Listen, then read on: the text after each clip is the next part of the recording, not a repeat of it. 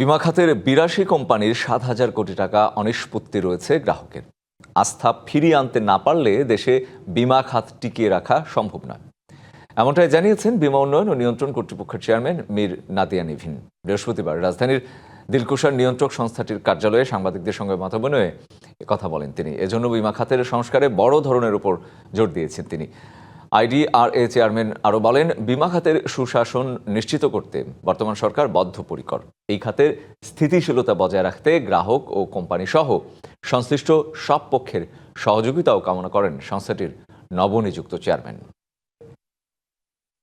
যে 7টা কোম্পানি আছে এদের কম্বাইনটা হচ্ছে 4,500 কোটি টাকা, আর 82টা company life non life combine হচ্ছে 7,000। কিছু কিছু কোম্পানিজের জন্য যে বিশাল অনাস্থা ক্রিয়েট হয়েছে এই সেক্টরে, যে দাবি নিষ্পত্তি না করার কারণে গ্রাহকদের যে অনাস্থা তৈরি হয়েছে, এইটা খুবই সাংঘাতিক রকম। এবং এটা যদি আমরা কোনোভাবে ফেরায় না আনতে পারি তাহলে আমাদের ইন্স্যুরেন্স সেক্টরটা, আমাদের ইন্স্যুরেন্স পেনিট্রেশন কমতে থাকবে।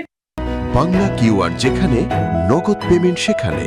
সারা দেশে 10 লাখেরও বেশি মার্চেন্টে নগদে পেমেন্ট করুন খুব সহজে।